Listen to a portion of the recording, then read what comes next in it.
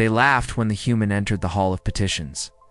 With a contempt of nobles who knew how to sneer without moving their mouths, Sir Elias Thorne stood slim and pale beneath the banners of conquered moons. His black Terran uniform plain beside jeweled Illyrian armor, and the court decided everything about him in a glance. Too narrow-shouldered for war, too quiet for command, too soft-handed for a frontier alliance. Princess Kaelis heard the whispers and said nothing, and Elias looked exactly like the kind of man they would dismiss. Then the war horn shook the crystal vaults, and every lord in the chamber turned toward the eastern sky, where Vorkathi raider ships were breaking through the storm, black spears dropping toward the palace shield. And the same nobles who mocked the human remembered why the Terrans had been summoned at all. The court saw frailty. The battlefield was about to correct them. Ilir wanted a legend, a towering mercenary in scarred armor.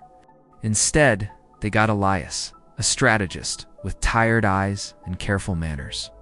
When the first reports hit the war chamber, shield breach at the eastern terraces, gunships cutting toward the nursery towers, guard lines collapsing.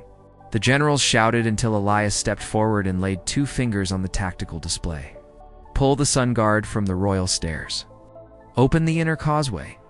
Vent the east gardens. Black out the tower beacons. Outrage came instantly. The nursery housed the heirs of half the noble houses. But Elias moved icons through the hala like a man rearranging fate. They are not coming for the children, he said. They are coming for the panic around them. Give me 300 archers, 6 air lances, and 1 promise. No one interrupts me once this begins. King Varos hesitated. Princess Kaelis did not do it, she ordered, and command passed to the human the court had called delicate. Sometimes the smallest figure in the room is carrying the heaviest war. Elias turned the palace into a trap. He vented the eastern gardens, so raider craft lost balance. Blacked out the towers so archers stayed hidden until the gunships flew low enough to gut. Sealed servant corridors behind advancing Vorkathi squads, and led the final counter-push himself when a breach opened beside the nursery vault. Kaelis saw him there through smoke and glass. Just a slim human with blood on one sleeve and a shock blade in hand, moving with ruthless precision because hesitation would kill children behind him. One Illyrian knight fell at his side, throat opened by a raider claw.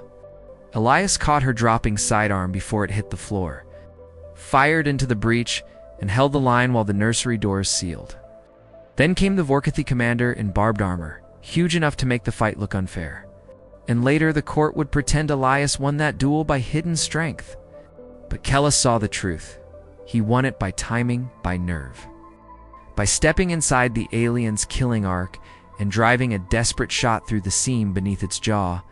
By dusk, the palace still stood, and the nursery still lived. When the blood dries, courage always looks cleaner than it felt. The court changed instantly. Nobles who mocked him now praised his brilliance. Captains who doubted him called him iron-willed. Yet Kaelis watched him during the victory procession and felt unease beneath the applause. The more glory gathered around Elias. The paler he became, his breath shortened. His jaw locked too tightly, and once when cheering lords pressed too near, his eyes went distant. He slipped from the hall at the first chance, and Kaelis followed through a service corridor behind the West Armory. She found him in a maintenance alcove, lit by a failing blue lamp, seated on an ammunition crate, with his elbows on his knees, his head bowed, and his hands, the same hands the court called define, too frail, too human for war, were trembling so badly he could not fasten the clasp of his gauntlet. That was the moment the princess stopped admiring him as a victory, and started seeing him as a man. He looked up when she entered, and for the first time, there was no discipline left to shield him, only exhaustion stripped raw. "I did not mean to be seen like this, Your Highness," he said, and there was shame in it. Kaelis approached slowly. "Because kindness could feel like pity, the court thinks you fearless," she said. Elias stared at his own shaking fingers and let out a breath that almost became a laugh.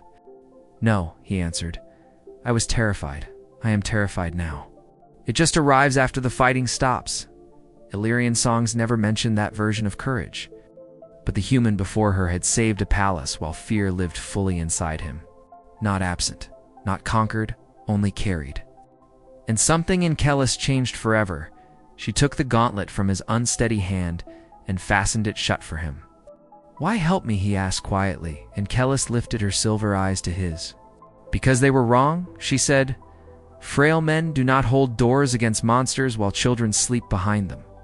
Frail men do not spend every last measure of themselves keeping others alive. Then shake only when it is safe." The court worshipped the victory. The princess understood the cost. The next morning, Kaelis entered the Hall of Petitions wearing battle white instead of ceremonial silver. And when Elias was called forward to receive the Star of Ilia, she descended the throne steps before her father could speak, took the medal from the chamberlain, and pinned it above his heart herself. "The court froze yesterday," she said. Turning to the galleries, "This court called our ally Frail, because you mistook gentleness for weakness, and quiet for lack of steel." No one moved. "I saw him after the battle," she continued. And Elias went still beside her, but she protected the truth. "I saw what courage costs when the cheering is over, and I tell you now, there is no greater strength in this hall than a soul that feels fear, pain, and mercy, and still chooses to stand between the innocent and the dark." Silence struck the chamber, because in that moment they understood what humanity had brought to the stars. Not invulnerability, but a fiercer thing. A species that could shake, bleed, grieve, and still refuse to yield. And as Kaelis stepped back, she noticed Ilias's hands had finally gone still.